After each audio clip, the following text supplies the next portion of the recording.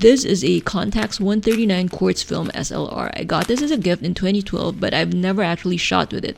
The lens was so hazy with fungus as of January 2022, and Don Camera Shop restored the glass as best as he could. There were a few black spots in the mirror and lens that could not be removed. There was also a problem with the Contax's shutter mechanism, and they also fixed it, and that added a bit to the cost. This is an interchangeable lens camera, compatible with any lens with a CY mount. I only have this one lens though.